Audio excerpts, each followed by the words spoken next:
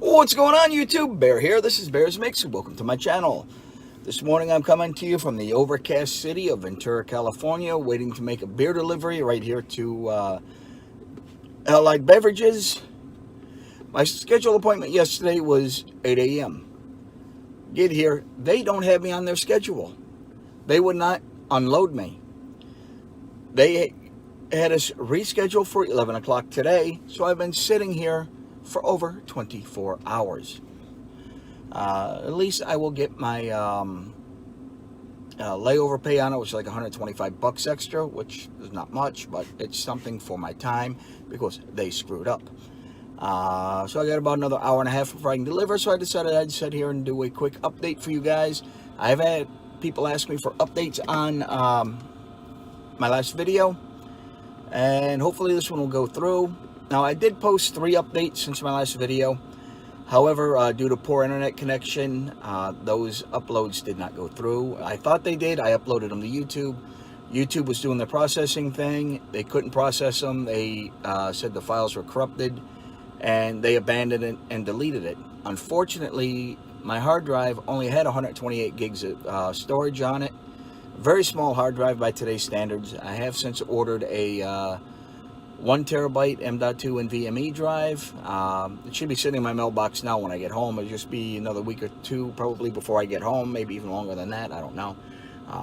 I've had to take a lot of time off here in the last since my last video to deal with some issues. I am still making money.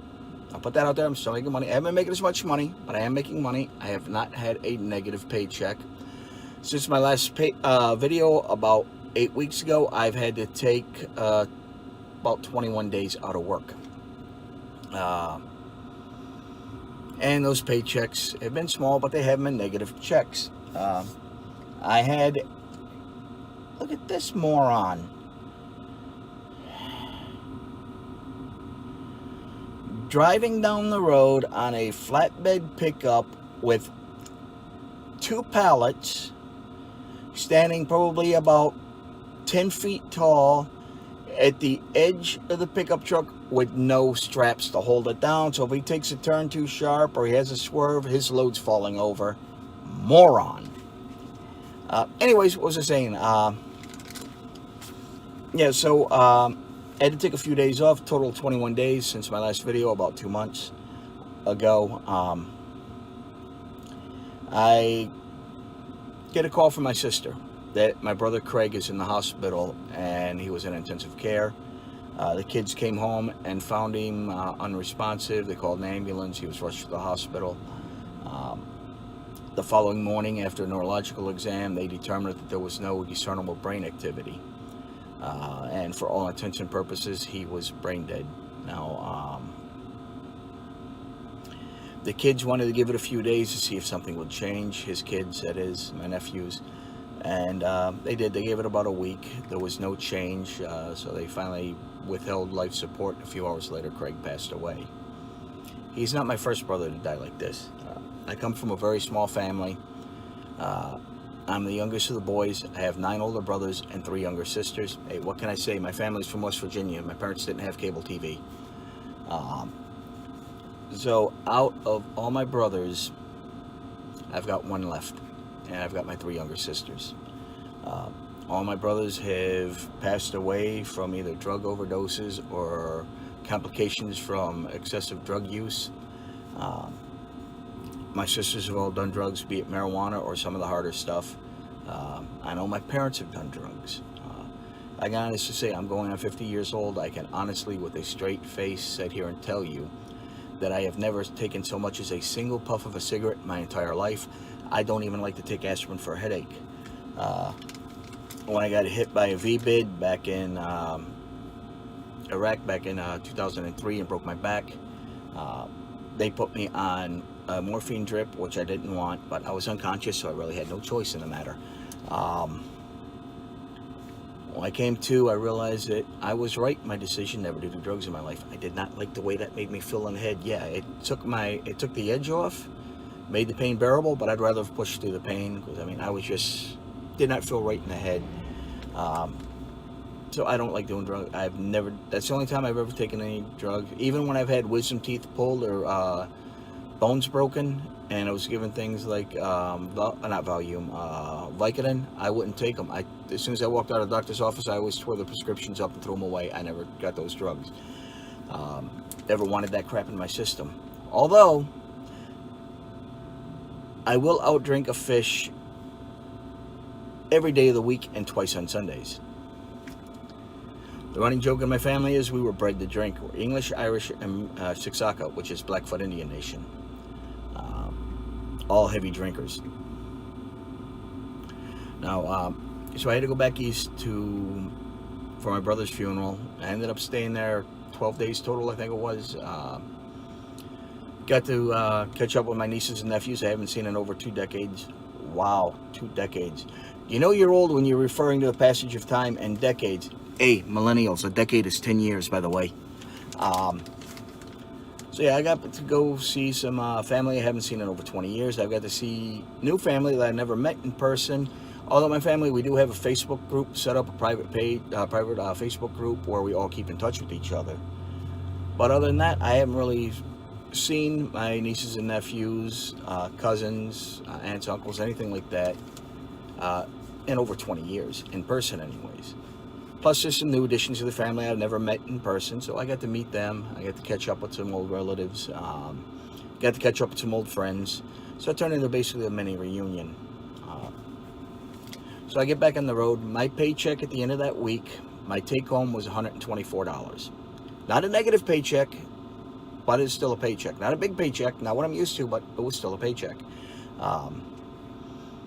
As I told you guys in the last video, the way their lease program is structured here, you can take extended periods of time off and still come back and be in the black almost instantly.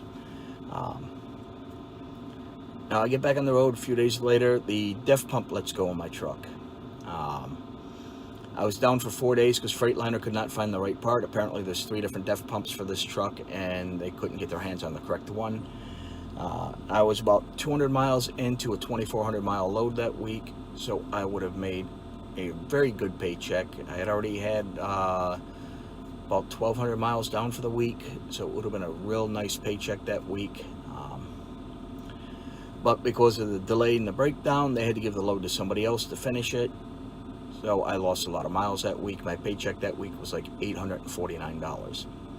A few days later, I get a call from my buddy Keith's wife, Joanne, telling me that he'd passed away.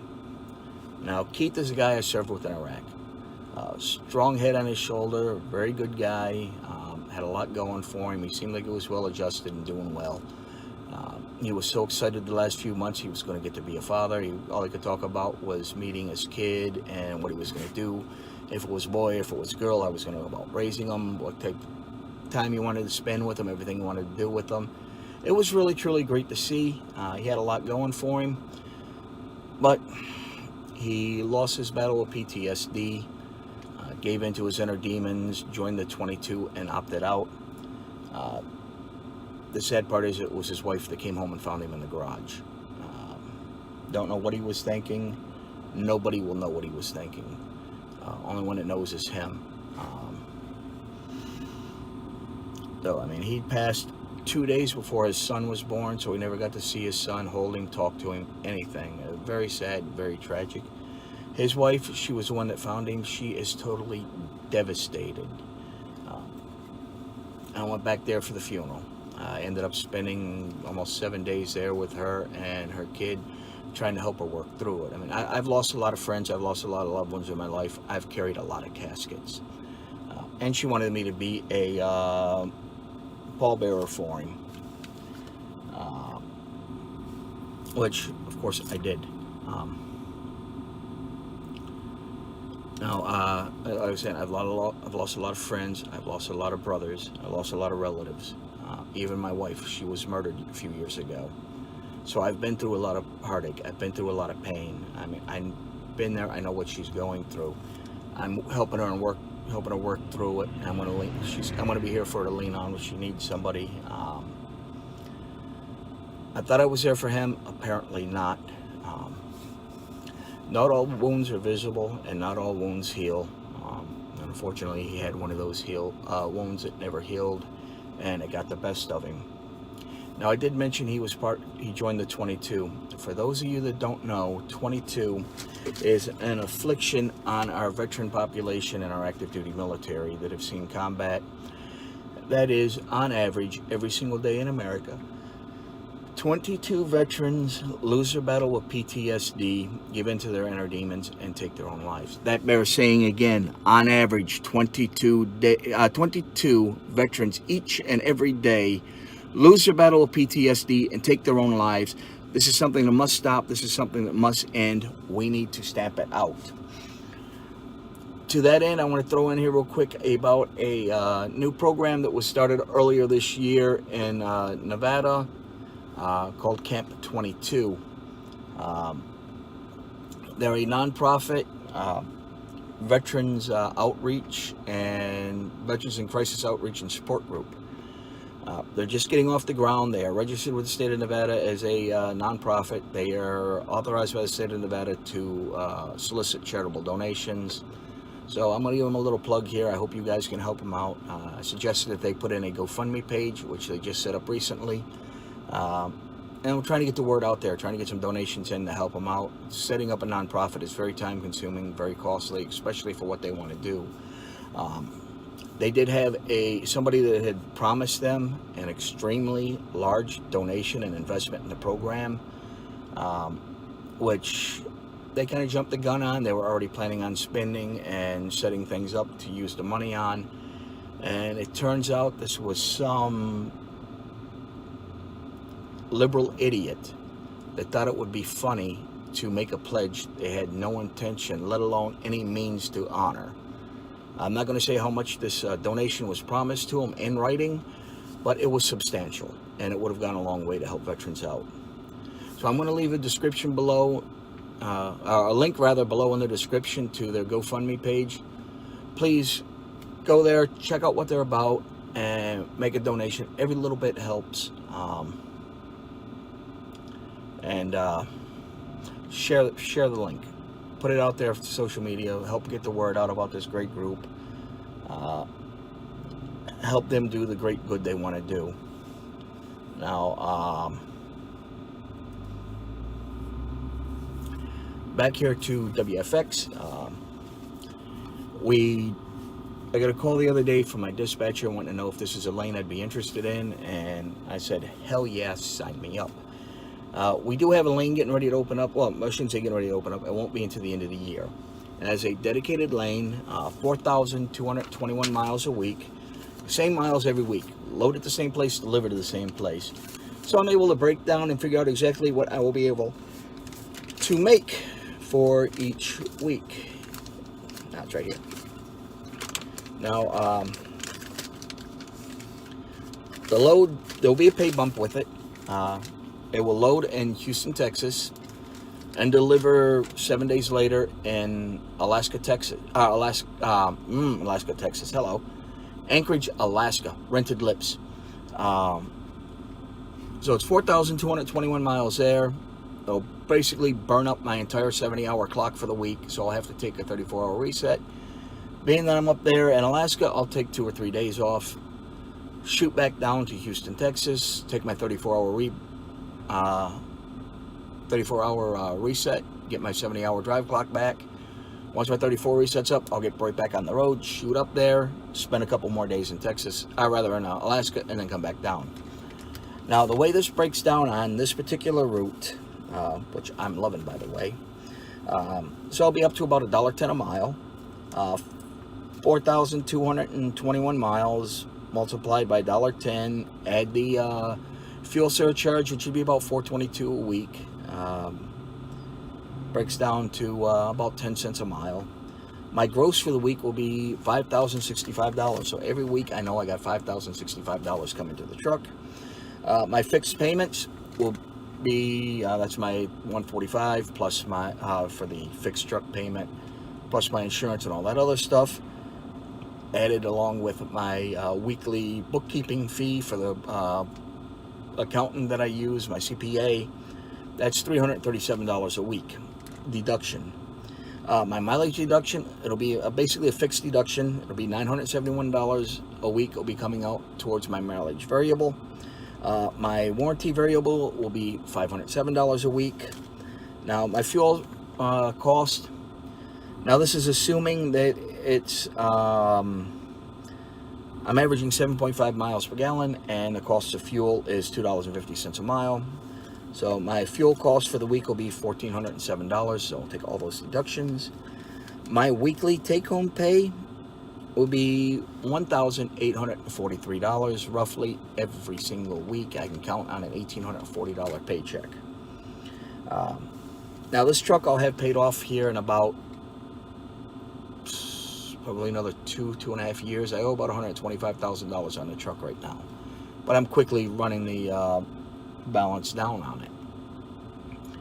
Now my plan is at the end of the year, get another truck for myself, a new truck, hire a team, put them in here and turn them loose. Now after their expenses and everything and paying them, I'll make just a lousy, I'll have a $340 a week passive income until the truck's paid for. With the team, the truck will be paid for in about 1.5 years. Now, the way that'll break down is a team will be able to average 7,000 miles a week, $1.10 a mile, plus the $700 for fuel surcharge. The truck gross will be $8,400 a week gross. From that, of course, we'll be deducting the the 308, not 337, because I'll only have to pay the bookkeeping fee once a week, no matter how many trucks I have. So that'll save me about $30 a week right there. So that number's a little off, but the mileage variable for those guys will be $1,610 a week. The maintenance variable for those guys will be around $840 a week. Fuel for those guys, again, assuming 7.5 miles a gallon, 7.5 miles per gallon at $2.50 a gallon. My fuel cost will be around $2,333. So the net to the truck after all the expenses is $3,280. Now, if I'm paying this team 42 cents a mile, that's to the truck. So each one of them get 21 cents a mile for every mile the wheels are turning. So when one guy's sleeping and the other guy's driving, they're both getting paid for each other's miles. That'll be about $2,940 a week to the truck. So it'll be about $1,470 a week to each of them.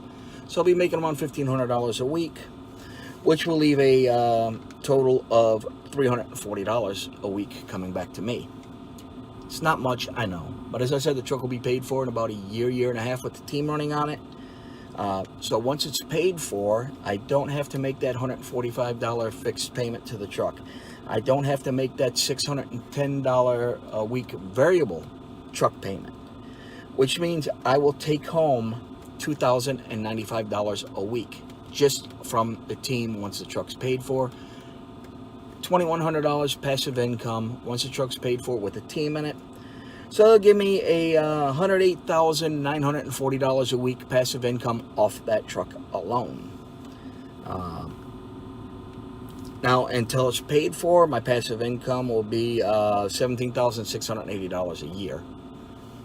Yeah, I know these numbers don't sound right. I had to do them 3 times to make sure they were right, and that's what we're looking at.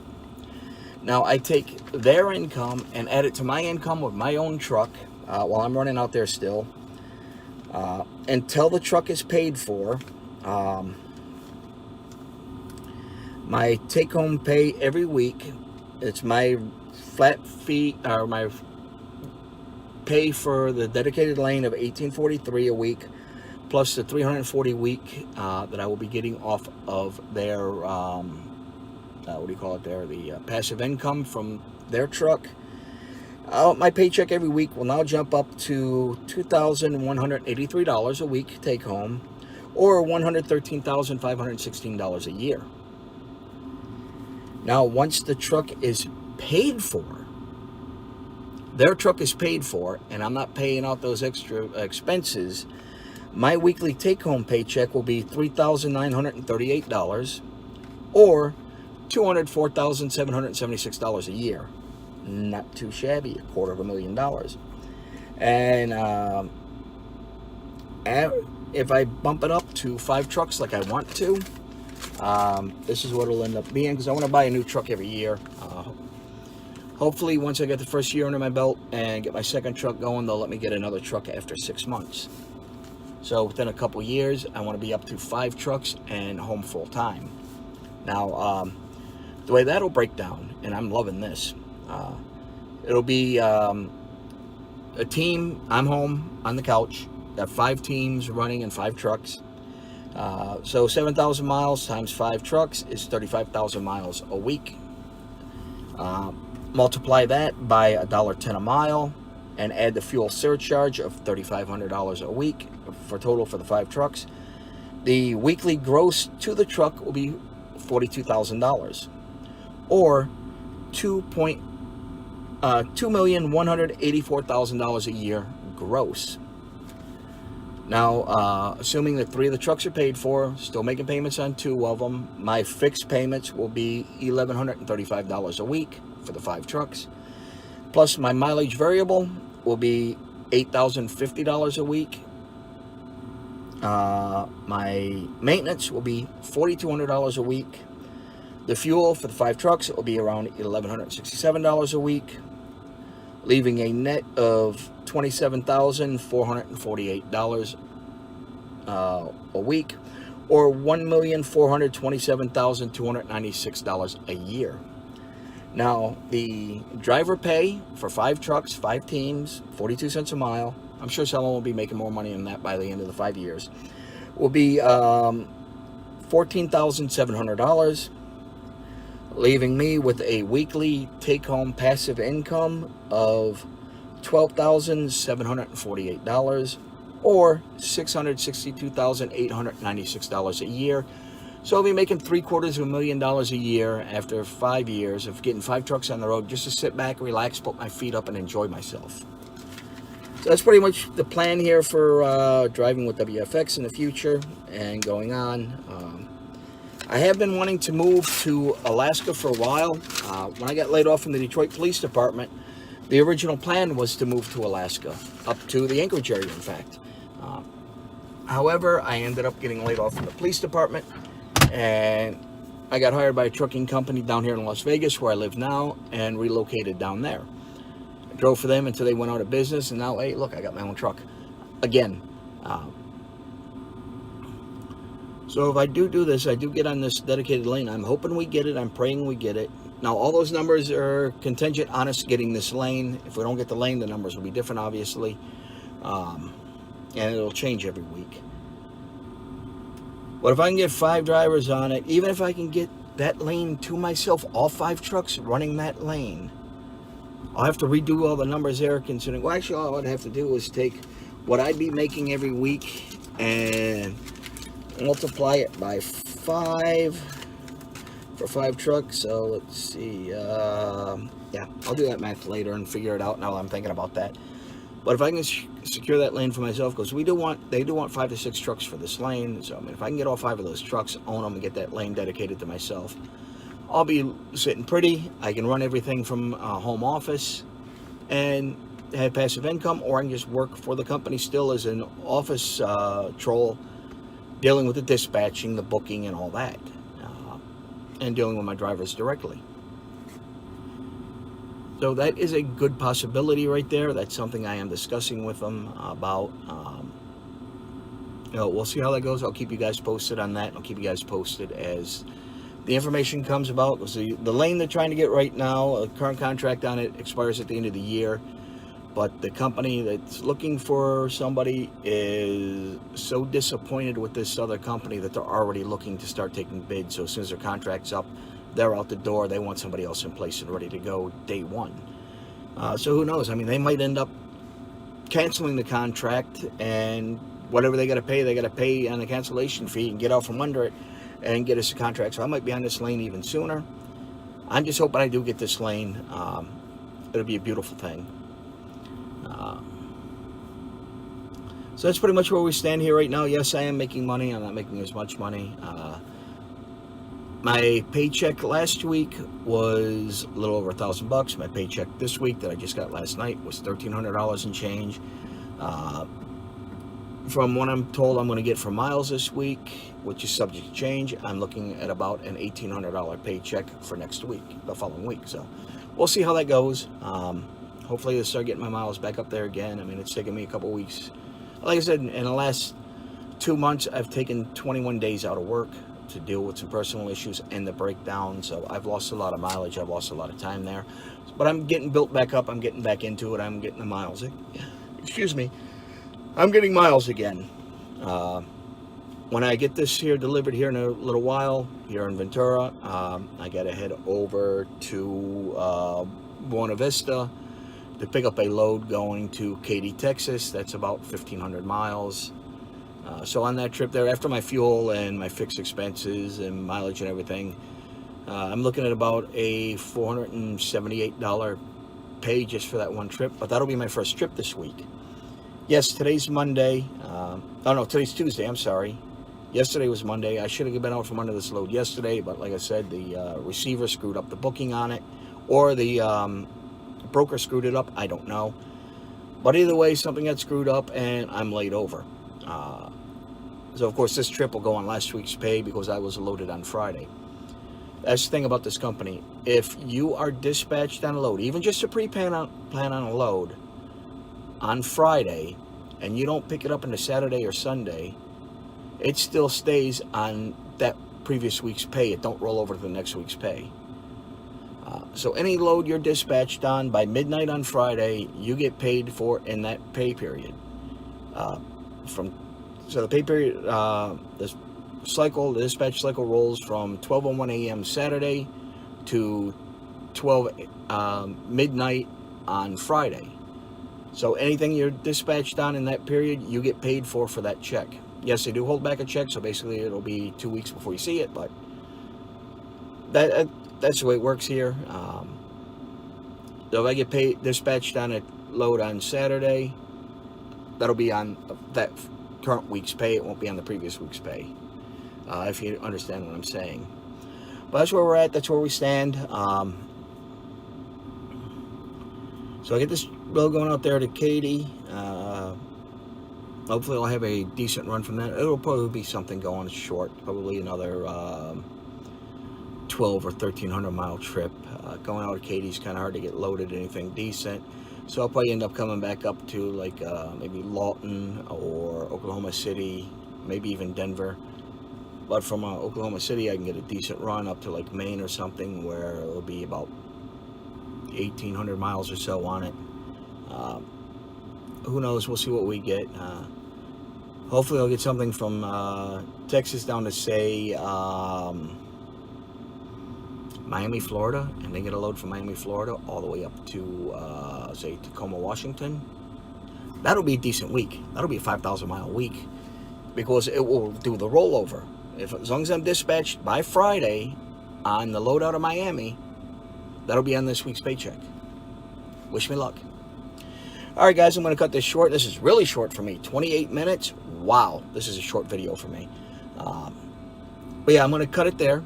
I will see you guys out there on the road. And like always, keep it between the ditches. Keep the shiny side up, the rubber side down. I'm out of here.